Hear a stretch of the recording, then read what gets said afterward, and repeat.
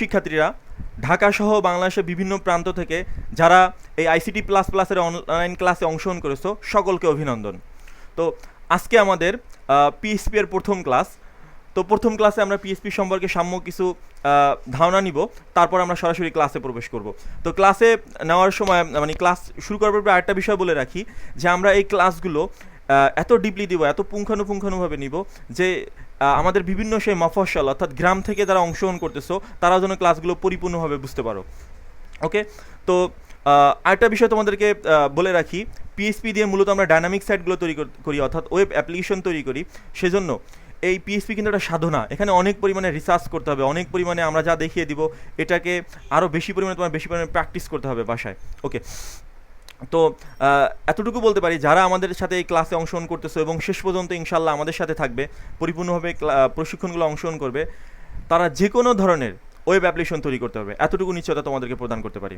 ওকে, তো আমরা সরাসরি এখন ক্লাসে চলে যাব।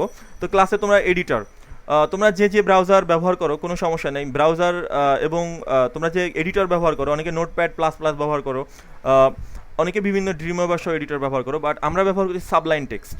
তো সাবলাইন টেক্সটই অনেক ফিচার পিএসপি ক্ষেত্রে সুবিধা দিবে, বাট তোমরা অন্য কোনো ব্রাউজার ব্যবহার করলে কোনো অসুবিধা নেই। ওকে, তো সাবলাইন টেক্সট যারা ব্যবহার করতে ইচ্ছুক তারা ডাউনলোড, যেহেতু সবাই লগ ইন করেছো, লগ ইন এ থেকে ডাউনলোডের ভিতরে দেখবা সাবলাইন টেক্সট এখানে রয়েছে। ওকে, তো যারা ইতিপূর্বে বিভিন্ন আদার্স প্রতিষ্ঠান থেকে ওয়েব ডিজাইন শিখেছো কোনো সমস্যা না, যারা আমাদের আইসিটি প্লাস প্লাস থেকেও ওয়েব ডিজাইন শিখেছো তারা আশা করি আমাদের ফিচারগুলো আরও বেশি ভালো বুঝতে পারবে। ওকে, তো সাবলাইন টেক্সট ডাউনলোড দেওয়ার পরে তোমরা সাবলাইন টেক্সটে ওপেন করবে এভাবে। তো ইতিপূর্বে আমরা যে ওয়েব ডিজাইনগুলো করেছি সবগুলো কিন্তু আমাদের ওয়েব মানে আমাদের ব্রাউজার, যে আমরা যে ফায়ারফক্স বা গুগল ক্রোম যে ব্রাউজারগুলো ব্যবহার করি এই ব্রাউজারে সরাসরি এক্সিকিউট হতো, অর্থাৎ তুমি যে এইচটিএমএল কোডগুলো লিখেছো এই এইচটিএমএল কোডগুলো কিন্তু তোমার সরাসরি ফায়ারফক্স মানে ব্রাউজার নিজেই এক্সিকিউট করে এবং ডিসপ্লেটা চলে আসে। কিন্তু আমাদের পিএসপি এর হলো প্রি প্রসেসর, অর্থাৎ সার্ভার থেকে পূর্বে থেকে বেশ কিছু কোড এক্সিকিউট করে অর্থাৎ প্রিপারেশন করে আমাদেরকে ডিসপ্লেটা আমাদের ব্রাউজারে প্রদর্শন করে। এই জন্য পিএসপিটা কিন্তু তোমার ওয়েবসাইটের নির্দিষ্ট একটা সার্ভারে সেভ না করলে কাজ হবে না। ওকে, এক্সিকিউট করবে না কোডগুলো। তো আমরা এখন দেখি যে কোথায় আমরা এক্সিকিউট করব। প্রথমে আমরা একটা ভুল করি, পিএসপি আমরা পিএসপি কোড কীভাবে লিখবো দেখি। যে পিএসপি কোড আমরা প্রথমে লেস দেন গ্রেটার দেনের ভিতরে লিখবো, আমাদের যেভাবে এইচটিএমএল ট্যাগগুলো লিখতাম তার ভিতরে আমরা দুটা হট চিহ্ন দিব, প্রশ্নবোধক চিহ্ন, এর ভিতরে আমরা লিখবো হলো পিএসপি। ওকে, তো এটা হলো আমাদের এই ফিল্ডের ভিতরে আমরা পিএসপি কোডগুলো লিখবো। প্রথমে লেস দেন হট চিহ্ন পিএসপি, একটু বড় করে দেখাই তোমাদের সুবিধার্থে, এবং তার মাঝখানে আবার হট চিহ্ন এবং গ্রেটার দেন, এটা দিয়ে আমরা শেষ করব। মাঝখানে আমরা যে জিনিসগুলো লিখবো সেগুলো পিএসপি বিভিন্ন সিনট্যাক্স লিখবো। ওকে, সিনট্যাক্স ফাংশন আমরা ডেস্কটপে সেভ করতেছি, দেখো আমরা কিন্তু ভুল করতেছি, আমরা ডেস্কটপে সেভ করতেছি।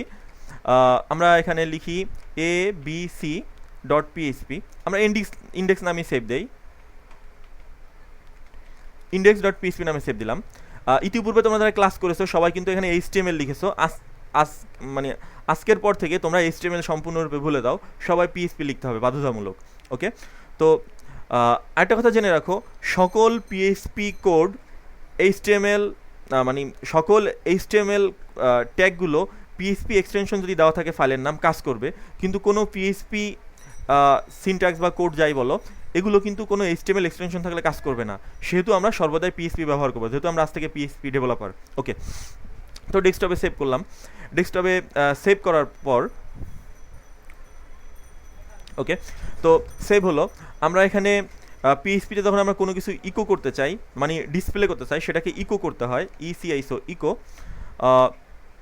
ইকো করার মাঝখানে আমরা যে জিনিসটা ইকো করাতে চাই সেটা লিখতে হবে।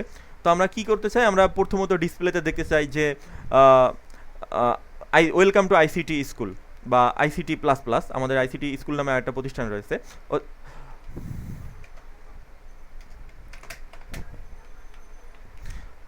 ICT plus plus. ওকে, আমরা এটা সেভ দিলাম। আমরা ডেস্কটপ থেকে এবার এক্সিকিউট করতে চেষ্টা করি, রান করতে। দেখো এভাবে চিহ্ন এসেছে। এখন যদি আমরা এখানে ডাবল ক্লিক করি তাহলে এখান থেকে এক্সিকিউট হবে না। কেন হবে না? যেহেতু বললাম যে আমাদের এটা সার্ভার সাইড ল্যাঙ্গুয়েজ, আমাদের এখান থেকে সরাসরি HTML কোড যেভাবে কম্পিউটার বিভিন্ন জায়গায় সেভ করে আমরা ডাবল ক্লিক করে ওপেন করেছি, এভাবে সেভ যদি ওপেনও করি আমরা ভুল দেখাবে। তাহলে কি করতে হবে, এটা একটা সার্ভারের নির্দিষ্ট পয়েন্টে আমাদের এই পিএসপি কোডগুলো রাখতে হবে, যেই পয়েন্ট মানে নির্দিষ্ট স্থান থেকে আমাদের সার্ভারের ভিতরে থাকবে, সেখান থেকে আমাদের পিএসপি কোডগুলো এক্সিকিউট হয়ে আমাদের ব্রাউজারে চলে আসবে। ওকে, তাহলে আমরা সার্ভার কোথায় পাবো? তোমাদের যাদের ইতিপূর্বে জ্যাম্প ইনস্টল দেওয়া আছে ইনস্টল দিবে, যাদের জ্যাম্প নেই তারা আমাদের লগ ইন করার পরে ডাউনলোড থেকে দেখো জ্যাম্প রয়েছে, এই জ্যামটা তোমরা ডাউনলোড করে ইনস্টল করে নিবে। ওকে, তো এই জ্যামটা ইনস্টল করার পর তোমাদের যে কাজটা করতে হবে, ইনস্টল পরিপূর্ণভাবে হওয়ার পরে জ্যাম্পের যে তোমরা কন্ট্রোল প্যানেল পাবে, কন্ট্রোল প্যানেল থেকে অ্যাপাসি এবং মাইস্কেল এই দুটো স্টার্ট অবস্থায় রাখতে হবে, নয়তো তোমাদের সার্ভারটা কাজ করবে না। জ্যাম্প ইনস্টল দেওয়ার পর আমি যেই পিসিতে তোমাদের ক্লাস নিতেছি, ইতিপূর্বে তোমাদের মানে আমাদের জ্যাম্প ইনস্টল রয়েছে, সেই জন্য এই মেনুটা আমরা পেয়েছি। তোমাদের যারা নেই তোমরা ওখান থেকে ডাউনলোড দিয়ে ইনস্টল করে নিবে। যেহেতু সবাই পিএইচপি শিখতেছো, অর্থাৎ তোমরা ওয়েব ডিজাইন পার্ট অংশ শেষ করেছো, সফটওয়্যার কীভাবে ইনস্টল দিতে হয় সব কিছুই তোমরা শিখেছো আমাদের ডিজাইন পার্টে, সেহেতু আমরা ইনস্টল কীভাবে করতে হয় দেখাবো না, সাধারণ সফটওয়্যারের মতো এটাও ইনস্টল করতে হবে। কিন্তু একটা শর্ত রয়েছে যে অ্যাপাসি এবং মাইস্কেল আমরা এখানে যখন স্টার্ট করতেছি, যদি তোমাদের কখনো অ্যাপাসি এবং মাইস্কেলটা স্টার্ট না হয়, আমরা স্টার্ট হওয়ার পর দেখো রানিং লেখা চলে আসছে, যদি তোমাদের পিসিতে স্টার্ট না হয় তাহলে তোমাদের কারো পিসিতে যদি তোমাদের স্কাইপি ইনস্টল দেওয়া থাকে, সেই স্কাইপিটা তোমরা সাইন আউট হয়ে তারপর এটা রান করার চেষ্টা করবে। একান্তই যদি কারোটা না হয়, তোমরা সাময়িক সময়ের জন্য স্কাইপিটা আনইনস্টল করে রাখবে। ওকে, তো তবুও যদি কারো কোনো প্রবলেম হয়, তোমরা তো টিম ভিউয়ার মাধ্যমে লাইভ ক্লাস নেবে, দেখবে যারা ইতিপূর্বে আমাদের এখান থেকে ওয়েব ডিজাইন শিখেছো তারা তো টিম ভিউয়ার অবশ্যই তোমাদের ইনস্টল দেওয়া আছে। যারা তোমাদের শুধুমাত্র আমাদের এই পিএইচপি ক্লাস থেকে অংশগ্রহণ করতেছো ওয়েব ডেভেলপমেন্ট পার্টে, তাদের ক্ষেত্রে বলে রাখি, আমরা তোমাদের পিসির সাথে সরাসরি কানেক্টেড হয়ে আমরা এখান থেকে কোডগুলো লিখে রাখি। আমাদের এমন একটা সফটওয়্যার রয়েছে যার নাম হলো টিম ভিউয়ার। ডাউনলোডে গিয়ে তোমরা টিম ভিউয়ারটা ইনস্টল দেওয়ার পর ডেস্কটপে এভাবে লগো পাবে। আমার যেই পিসিতে তোমাদের ক্লাস নিচ্ছে এই পিসিতে অবশ্য ডেস্কটপ নেই, আমাদের ল্যাবে যেখান থেকে তোমাদের লাইভ ক্লাস নেওয়া হবে সেখান থেকে তোমাদের মানে টিম ভিউয়ার ইনস্টল দেওয়া রয়েছে। তো টিম ভিউয়ারটা ইনস্টল দেওয়ার পর এইভাবে একটা আইকন পাবে, যে কোনো একটা আইকন, যেভাবে জাম্প ইনস্টল মানে আমরা আইকন পেয়েছি। এই টিম ভিউয়ার লোগোর উপরে ডাবল ক্লিক করার পরে তোমাদের ইউজার নেম একটা পাসওয়ার্ড শো করবে দেখবা, সেই ইউজার নেম পাসওয়ার্ডটা শুধুমাত্র লাইভ ক্লাসে এসে যে লাইভ সাপোর্ট রয়েছে তুমি পাঠিয়ে দিলে আমাদের এখান থেকে তোমার ইউজার নেম পাসওয়ার্ড দিয়ে তোমার পিসিতে লগ ইন করে সরাসরি কাজ করে দিবে।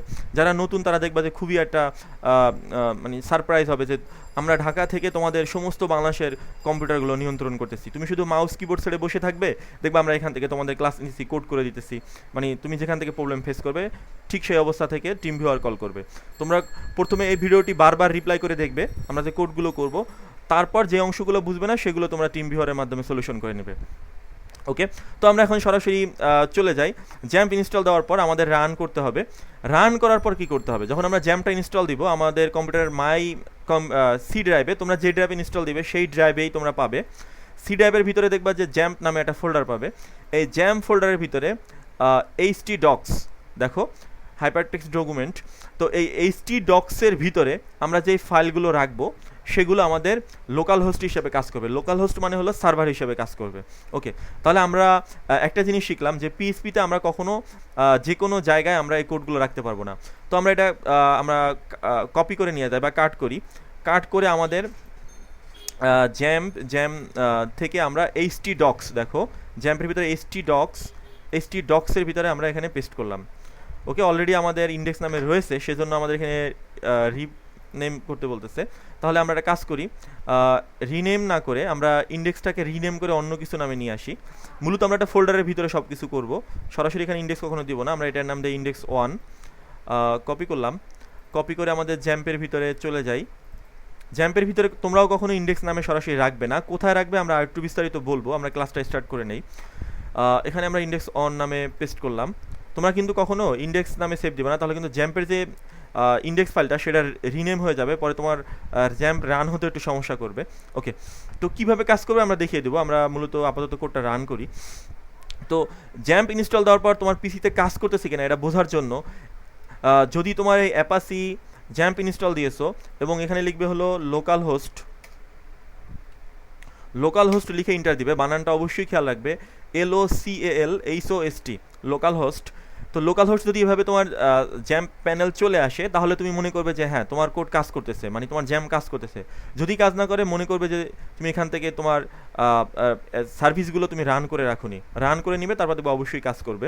ওকে, তো কাজ করার পূর্বে আমরা যেহেতু ওটাকে রেখেছি ইন্ডেক্স 1, লোকাল হোস্টের পরে আমরা স্ল্যাশ দিয়ে ইন্ডেক্স 1.পিএইচপি লিখে তোমরা ইন্টার প্রেস করবে। দেখো আমরা যে লিখেছিলাম welcome to ICT plus plus, আমাদের পিএইচপির প্রথম code welcome to ICT plus plus এভাবে রান হয়েছে।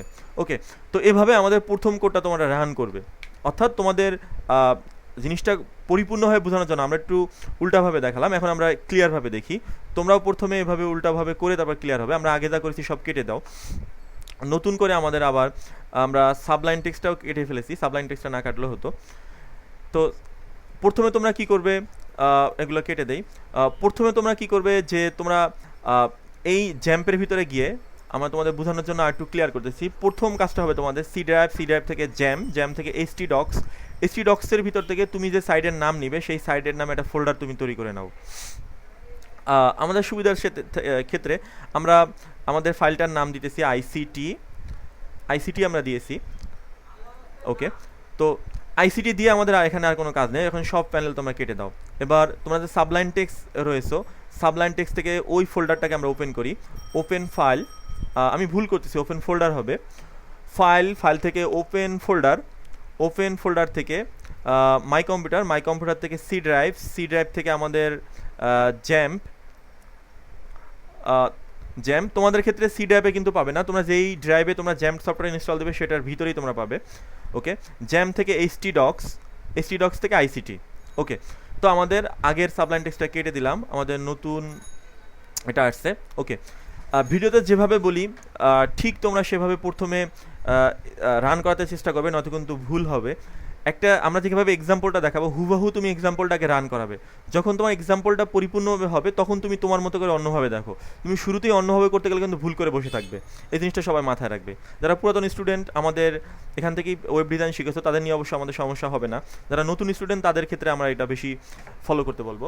ওকে, তো আমাদের আইসিটি প্লাস প্লাস প্রজেক্টটা আমাদের আমরা সাবলাইন টেক্সটে ওপেন করেছি। এখন আমরা এখানে একটা নতুন ফোল্ডার নেই, Ctrl+N প্রেস করলে হবে, অথবা তোমরা ফাইল থেকে নিউ ফাইল নিলে হবে। ওকে, এসেছে, এটা আমরা Ctrl+S দিয়ে সেভ দেই। তোমরা Ctrl+S দিবে না, অনেকে ফাইল থেকেও সেভ ব্যবহার করবে, তোমাদের যেটা ভালো লাগে সেটা ব্যবহার করো। সেভ দেওয়ার ক্ষেত্রে প্রথমত আমাকে রুট বলে দিতে হবে। আমরা এখন কিন্তু সরাসরি দেখো ডেস্কটপ সিলেক্ট হয়ে আছে, এখানে সেভ করলে কিন্তু কাজ করবে না, আমাদের এই আইসিটি প্লাস প্লাসের ভিতরে কোডটা সেভ দিতে হবে। সি ড্রাইভ থেকে আমাদের জ্যাম থেকে htdocs, এখান থেকে আইসিটি প্লাস প্লাসের ভিতরে গিয়ে আমরা index.html নামে সেভ দিই। এখানে আমাদের ইন্ডেক্স লিখতে কোনো সমস্যা নেই, index.php অবশ্যই লিখতে হবে। ওকে, তো আমাদের পিএইচপি লিখেছে, আমরা এখন পিএইচপি কোডটা লিখবো। তো পিএইচপি ব্লকটা আমরা আবার দেখি, লেস দেন গ্রেটার দেন, তার ভিতরে থাকবে আমাদের দুটো হট চিহ্ন, তার ভিতরে থাকবে আমাদের পিএইচপি। এবার এটাকে নিচে নেমে আমাদের ভিতরে যা ইচ্ছা লিখবো। ওকে, তো কোনো কিছু লেখার জন্য আমাদের ডিসপ্লে করার জন্য ইকো আমরা ব্যবহার করি। ইকো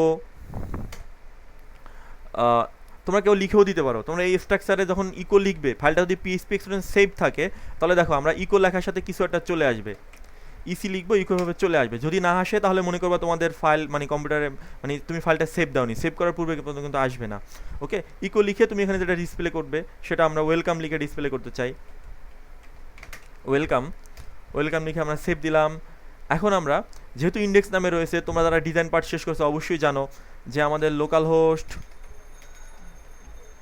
স্ল্যাশ আমাদের ওই যে ফোল্ডারটা রয়েছে আইসিটি প্লাস প্লাস মানে আইসিটি নামে সেভ দিয়েছি, সে আইসিটি লিখে ইন্টার দিলেই ফাইলটা চলে আসবে, যেহেতু আমি ইন্ডেক্স নামে দিয়েছি। তোমরা কিন্তু অন্য নামে দিলে ভাবে আসবে না, তাহলে কিন্তু অন্য নামে যদি সেভ দিতা, ধরে নিলাম আমি এবিসি নামে সেভ দিয়েছিলাম, তাহলে কিন্তু abc.php লিখতে হতো। যেহেতু আমাদের ইন্ডেক্স ফোল্ডারটা সরাসরি পেয়ে যায় ফোল্ডারের ভিতরে, সেই ক্ষেত্রে আমাদের কিছু লিখতে হয়নি। ওয়েলকাম, অর্থাৎ আমাদের পিএইচপি কোডটা এক্সিকিউট হইতেছে, আমরা এতটুকু পেরেছি। তোমরা প্রথমে কি করবে, ঠিক যে প্রসেসে দেখিয়েছি এতটুকু তোমরা ভিডিওটা স্টপ করে প্র্যাকটিস করবে। কেউ চাইলে ভিডিওটা সম্পূর্ণ দেখে আবার প্র্যাকটিস করতে পারো। ওকে, তো আমরা যে কোনো কোড এক্সিকিউট করতে পারি। এখন তোমাদের যারা মনে হয় কৌতূহল রয়েছে যে আমরা এখানে যেমন আমরা HTML এ ফন্ট সাইজ বা CSS অ্যাপ্লাই করে বড় ছোট করতাম, ফন্টগুলো এভাবে কীভাবে বড় ছোট করব, হ্যাঁ সেই নিয়মগুলো হুবহু এভাবে রয়েছে। তোমরা দ্বিতীয় তৃতীয় চতুর্থ নম্বর ক্লাসে দেখবে যে আমরা CSS HTML ব্যবহার করে এই PHP কোডগুলো কীভাবে বড় করব ছোট করব। তোমরা আপাতত ধরে নাও যে HTML CSS এর সাথে PHP এর কোনো সম্পর্ক নেই, আপাতত ধরে নাও। তারপর 2-3 নম্বরের ক্লাসে গিয়ে দেখবে আমরা এই PHP কোডগুলোই CSS এর মাধ্যমে কীভাবে ডিজাইন করব, কীভাবে সব কিছু কম্বাইন করব, অনেক সুন্দর নিয়ম। এখন মন থেকে তোমরা টোটালি কোনো কৌতূহল থাকলে ঝেড়ে ফেলে দাও। ওকে, তো এখন আমরা PHP আমরা একটা ইকো করিয়েছি। তোমরা এইটুকুই সাধারণভাবে যে কোনো মেসেজ তোমরা এভাবে ইকো করাতে পারবে। আমরা আদার্স প্যানেলগুলো কেটে করি। ওকে, তো যখন রান হয়ে যাবে, এখন আমরা চলে আসি যে PHPর ভিতরে ভেরিয়েবল কি। যেহেতু আমরা আগেই বলেছি যে PHP কিন্তু প্রোগ্রামিং এর মাধ্যমে যে কোনো অ্যাপ্লিকেশন তৈরি করে, যে কোনো সফটওয়্যার তৈরি করে। পিসিতে যে আমরা সফটওয়্যার ইনস্টল করি, সেই সফটওয়্যার বেশ কিছু ইনস্ট্রাকশন এর মাধ্যমে কাজ করে। ঠিক তেমনিভাবে ওয়েব বেস যে সফটওয়্যারগুলো রয়েছে, এগুলো আমরা ওয়েব অ্যাপ্লিকেশন বলি, ওয়েব অ্যাপ। তো এই অ্যাপ্লিকেশনগুলো PHP দিয়ে তৈরি করা হয়, আর আমরা মূলত PHP শিখি ওয়েব ডেভেলপমেন্ট করার জন্য। তোমরা যে সাইন আপ পাতা রয়েছে দেখেছো, বিভিন্ন সাইন আপ করি আমরা বিভিন্ন ওয়েবসাইটে, তোমরা যে দেখতেছো PHP দিয়ে তৈরি করা। দেখো তোমরা যে আমাদের সাইন আপ করেছো, এই যে প্যানেলগুলো বিভিন্ন ফিচার ব্যবহার করতেছো, তোমরা পেমেন্ট না করা পর্যন্ত ক্লাস অ্যাক্টিভ হয় না, এই যে বিষয়গুলো রয়েছে এগুলো সব PHPর মাধ্যমে করা। কিন্তু HTML দিয়ে কিন্তু শুধু ডিজাইনটা আমরা করেছি, এই ডিজাইনটা, আর PHP দিয়ে লজিকগুলো সব বাস্তবায়িত করেছি। ওকে, তো আমরা এবার চলে আসি ফার্স্টেই শিখে ভেরিয়েবল জিনিসটা কি।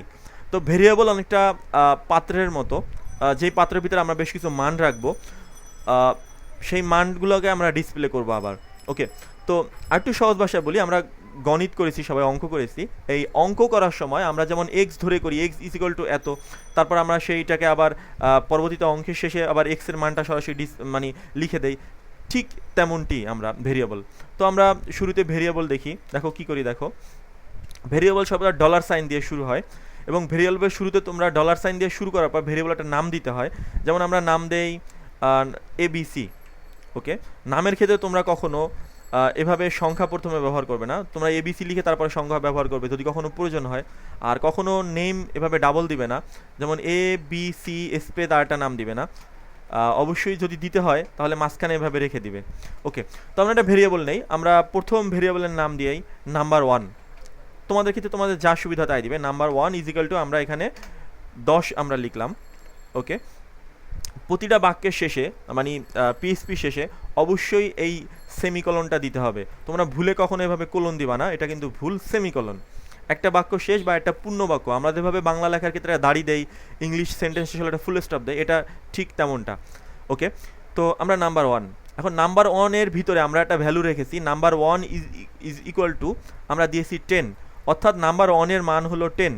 এখন আমরা নাম্বার 1টাকে যদি ডিসপ্লে করতে চাই, দেখো এই পর্যন্ত আমরা সেভ দিলাম, সেভ দিয়ে আমরা ব্রাউজারে চলে যাই, কিছুই আসবে না। আমরা এটা রিলোড দিতে পারি, কিছুই আসবে না। ওকে, তো নাম্বার 1টাকে আমরা যদি ডিসপ্লে করতে চাই, তাহলে এই যে ভেরিয়েবলটা নাম্বার 1 নামক ভেরিয়েবলটা, যার ভিতরে 10 মানটা রয়েছে, আমরা ওয়েলকামের ভিতরে এখানে এসে শুধুমাত্র আমরা এই ভেরিয়েবলটা পেস্ট করে দিলাম, অর্থাৎ এই ভেরিয়েবলটা লিখে দিলেই 10টা আমাদের এক্সিকিউট হবে। অর্থাৎ ইকো আমরা কি করতে চাই, ভেরিয়েবল 1টাকে ইকো করতে চাই। ওকে, দেখো আমাদের 10 চলে আসছে, অর্থাৎ আমরা কি করলাম, এই 10টা আমরা ডিসপ্লে করালাম। এটা ভেরিয়েবলের ভিতরে প্রথমে মানটা আমরা নিলাম, তারপর ভেরিয়েবলটাকে আমরা ইকো করিয়েছি, ফলে 10টা চলে আসছে। এখন তোমরা যারা ভাবতেছো যে আমাদের এত কষ্ট করার দরকার কি, আমরা এখান থেকে সরাসরি 10 লিখে দিলেই আমাদের 10 ডিসপ্লে হবে, তাহলে আমরা এত কষ্ট করার দরকার কি। আসলে হ্যাঁ 10 ডিসপ্লে হচ্ছে, আসলে আমরা তো প্রোগ্রামিং করতেছি। দেখো আসলে এভাবে কি, আমরা যখন দুইটা সংখ্যার যোগ করব তখন তো আমরা এখানে সরাসরি 10 লিখে দিলে হবে না, আমরা এখন দুটি সংখ্যার যোগ চাই। তাহলে আমরা আরেকটা কি করলাম, ভেরিয়েবল নাম্বার 2 দিতে পারি। নাম্বার 2 ইজ ইকুয়াল টু আমরা ধরে নিলাম 20। ওকে, তো নাম্বার 2 ইজ ইকুয়াল টু 20। এখন আমরা কি চাই, যে 10 এবং 20-এর যোগফল আমরা চাই। তাহলে আমরা কি করব, আমরা আরেকটা সাম নামক ভেরিয়েবল ডিক্লেয়ার করি। সামই লিখতে হবে এমন কোনো কথা নেই, তোমাদের সুবিধার্থে তোমরা সাম লিখতে পারো, তোমরা যা ইচ্ছা তাই লিখতে পারো তোমাদের সুবিধার্থে আর কি। তো ACM some is equal to, এখন আমরা কি করব, এই যে ভেরিয়েবল একটা 1 রয়েছে, নাম্বার 1 যোগ আমরা নাম্বার 2 এখানে সেমিকোলন দিয়ে অবশ্যই শেষ করতে হবে প্রতিটা শেষে। তো আমরা সেমিকোলন দিয়ে শেষ করলাম। এখন আমরা দুইটার যোগফল আমরা দেখতে চাই, তাহলে আমরা কি করব, আমাদের ইকোর ভিতরে আমরা লিখব হলো সাম। সাম অর্থাৎ তাহলে কি হলো, আমাদের এই সামের ভিতরে যে মানটা রয়েছে সেটা হলো 10 এবং যোগ মানে 20, এই দুটার যোগফল রয়েছে সামের ভিতরে। আমরা ইকোটা যদি সাম করি তাহলে আমাদের ফলাফল ডিসপ্লে আসবে 30। তো আমরা কি করলাম যে 30 আসছে, অর্থাৎ আমরা তাহলে ভেরিয়েবল জিনিসটা কি তোমাদের বোঝানোর মুখ্য উদ্দেশ্য। তো ভেরিয়েবল বলতে আমরা বুঝলাম যে আমরা কোনো একটা পাত্র, যেই পাত্রের ভিতরে ভেরিয়েবলের ভিতরে কোনো মান আমরা রাখতে পারি, এবং আমরা কি করব, আমাদের প্রোগ্রামকে সহজ করার জন্য, প্রোগ্রামকে ধরার জন্য আমরা এভাবে ভেরিয়েবল ডিক্লেয়ার করব। তো কিভাবে আমরা একটা সহজ আমরা বাস্তবে প্রোগ্রামটি দেখি যে কিভাবে আমরা ভেরিয়েবল ব্যবহার করব। ধরে নাও যে আমরা যে মোবাইল ব্যবহার করে থাকি, মোবাইলে আমরা 20 টাকার রিচার্জ করলাম, আমরা 15 টাকার কথা বললাম, আমাদের ব্যালেন্স আছে কত দেখার জন্য আমরা যে স্টার গ্রাম জিপির ক্ষেত্রে আমরা 566 লিখে হ্যাশ প্রেস করি, একটা কমান্ড চলে যায় সার্ভারে, সার্ভার থেকে আমাদের একটা রিপ্লাই মেসেজ করা হয় যে তোমার ব্যালেন্স রয়েছে এত টাকা। ঠিক তেমনিভাবে আমাদের সার্ভারে আমরা এভাবে সার্ভার থেকে ডিসপ্লে হয়ে আমাদের ব্রাউজারে একটা মেসেজ চলে আসবে এত টাকা ব্যালেন্স রয়েছে এভাবে। তো আমরা একটা বাস্তব ক্ষেত্রে বোঝার জন্য তোমাদের একটা উদাহরণ দেই, যে আমরা দিলাম আমরা ডিপোজিট আমরা 10 টাকা আমরা করলাম ডিপোজিট। তারপর আমরা কি করলাম, উইথড্র, আমরা ডব্লিউ নামে একটা ভেরিয়েবল ইউজ করি, উইথড্র মানে উত্তোলন করা। আমরা উত্তোলন করলাম 5 টাকা, আমরা উত্তোলন করলাম বা খরচ করলাম। আমাদের ব্যালেন্স কত হবে, তাহলে আমাদের ডিপোজিট থেকে আমাদের উইথড্র মাইনাস যাবে, তাহলে আমাদের ডিপোজিট থেকে আমরা ভেরিয়েবলটা এখানে লিখলাম। তারপর আমরা কি করি, উইথড্র যে রয়েছে, উইথড্রটাই আমরা উইথড্রটা কি করলাম, আমাদের যে রয়েছে সেটাকে আমরা দিলাম, আমরা যোগ হয়েছে আমরা এখানে মাইনাস দেই। তো এখন এক্ষেত্রে আমরা যে ব্যালেন্সটি দেখতে চাই, তাহলে আমরা ব্যালেন্সটা ইকো যদি আমরা করাই, তাহলে ব্যালেন্সটা আমরা সরাসরি এখানে সামের ভিতরে দেখতে পাবো, যে ব্যালেন্সটা আমরা সরাসরি পাবো, যে ব্যালেন্সটা আমরা সরাসরি সামের ভিতরে পাবো। এই সামের মানটা মানে আমাদের সাম না, আমরা এখানে ব্যালেন্স প্রেস করব। তো ব্যালেন্স প্রেস করার ক্ষেত্রে আমরা ইকোর ভিতরে ব্যালেন্সটা এনে দিলাম। তো এখন যদি আমরা এই ফাইলটা সেভ দিয়ে করি, তাহলে আমাদের ব্যালেন্সটা প্রদর্শিত হবে। ওকে, তো আমাদের এখানে 5 প্রদর্শিত হয়েছে। তো তার মানে আমাদের এই প্রোগ্রামটি মানে যেই আমরা রিসার্চ মানে ডিপোজিট কত করেছি এবং উইথড্র কত করেছি সেটা আমরা ইকোর ভিতরে দেখতেছি। তো এভাবে আমাদের ভেরিয়েবলটা হয় মানে কাজ করে, এটা তোমাদের দেখানোর মুখ্য উদ্দেশ্য ছিল। তো আজকে ক্লাসে তোমরা অনেকেই নতুন রয়েছো, তোমরা জ্যাম্প ইনস্টল দিবে, যাদের সাবলাইন টেক্সট নাই সাবলাইন ইনস্টল দিবে, দিয়ে সম্পূর্ণ জিনিসটা এক্সিকিউট করবে। এটা আমাদের প্রথম পার্ট ছিল। দ্বিতীয় ক্লাস থেকে আমরা বেশি দেখবো। প্রথম ক্লাস যেহেতু অনেক ইনস্টল দিতে হয়, কাজ করতে হয়, সেজন্য আমরা একটু কম দেখাবো। দ্বিতীয় ক্লাস থেকে আমাদের আরও বেশি টপিক হবে। আর তোমাদের ক্ষেত্রে ক্লাস শেষ করার পূর্বে অবশ্যই আবার বলে রাখি যে পিএইচপি কিন্তু একটা সাধনা, এটা যে যত বেশি সাধনা করবে সে তত বেশি এই প্রোগ্রামটি ক্লিয়ারভাবে বুঝতে পারবে এবং তত বেশি ভালো ওয়েব অ্যাপ্লিকেশন তৈরি করতে পারবে, তত বেশি সাকসেস হবে। অনেকেই পিএইচপি শিখে বসে আছে, কারণ কি তার ভিতরে সাধনা সে যতটুকু দেখেছে ততটুকুতেই বসে আছে। ওকে, এজন্য তোমরা বেশি প্র্যাকটিস করবে, কেউ অলসতা করবে না। এবং তোমাদের তাদের প্রবলেম হবে, তোমরা সরাসরি টিম ভিউয়ারে আমাদের কল করবে। আমরা টিম ভিউয়ারে সর্বক্ষণিক আমাদের ঢাকার অফিসে 4 জন বসে থাকি, তোমরা কে কী প্রবলেম ফেস করতেছো সব কিছুই সলিউশন করার জন্য। ওকে, সকলকে ধন্যবাদ।